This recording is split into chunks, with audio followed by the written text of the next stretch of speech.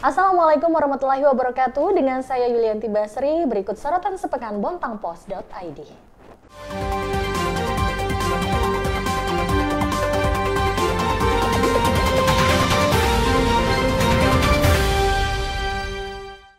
Satreskrim Polres Bontang terus mendalami kasus dugaan permainan nakal oknum distributor minyak goreng. Saat ini polisi telah memanggil dan memeriksa 7 orang. Mereka yang diperiksa yakni oknum karyawan, pemilik perusahaan, diskop UKMP bahkan hingga pembeli. Kapolres bilang pihaknya juga akan melibatkan saksi ahli. Hal ini mengingat kasus tersebut masih dugaan. Menurutnya, siapapun boleh saja memperjualbelikan minyak goreng, namun mesti melihat tujuan dan kondisi di lapangan.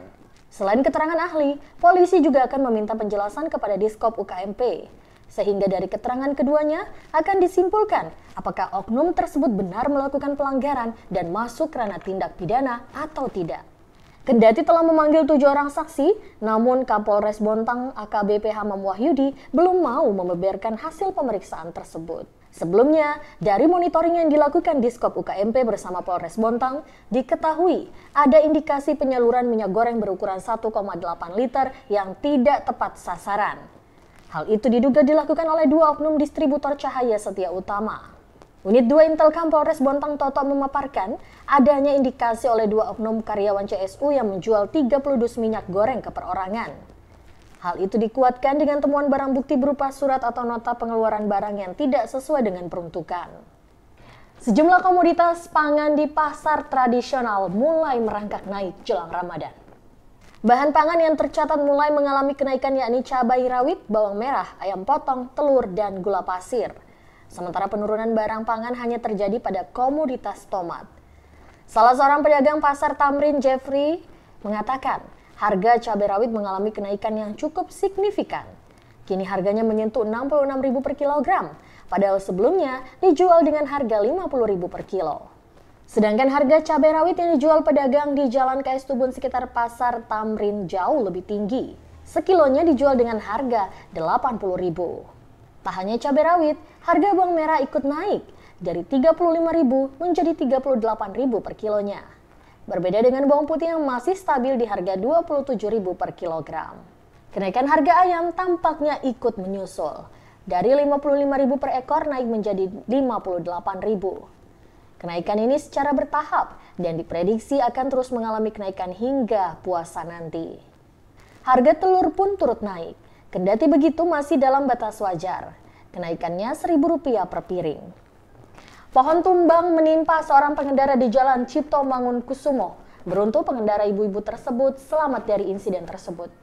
Pohon tumbang menimpa pengendara sepeda motor yang melintas di Jalan Cipto Mangunkusumo atau Jalan Tembus Loktuan pada Kamis 10 Maret. Kejadiannya pada pukul 13 waktu Indonesia Tengah.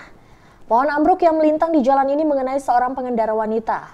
Beruntung korban selamat, namun motor yang dikendarai mengalami ringsek di bagian depan. Babin Kamtimas Loktuan Aibda Ahmad Bajuri mengatakan saat kejadian kondisi jalan memang terbilang sepi. Adapun korban diketahui melintas dari arah kota hendak menuju Loktuan.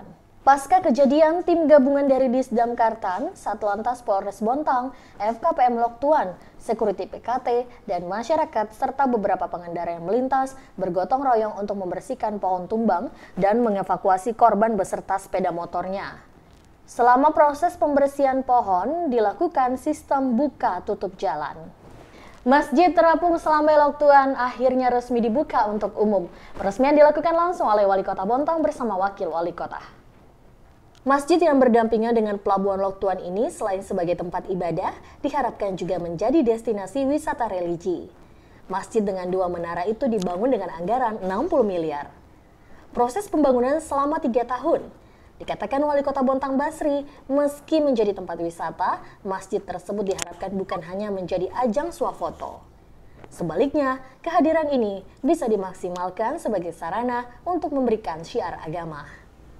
Adapun nama Masjid Terapung yakni Darul Irsyad. Darul yang berarti rumah, sedangkan Irsyad memiliki arti petunjuk. Darul Irsyad memiliki makna tempat yang memiliki petunjuk. Politikus PKB ini menceritakan pemberian nama Darul Irsyad itu dipilih secara spontanitas saat mengobrol santai dengan anggota DPRD dan tokoh masyarakat sekitar. Sebelumnya nama yang mencuat yakni Al-Muhajirin. Nama itu dipakai lantaran menggantikan nama masjid lama yang telah dibongkar. Informasi tadi sekaligus menutup perjumpaan kita kali ini. Terus ikuti informasi terbaru kami di www.bontangpos.id. Saya Yulianti Basri, terima kasih atas perhatian Anda. Sampai jumpa. Wassalamualaikum warahmatullahi wabarakatuh.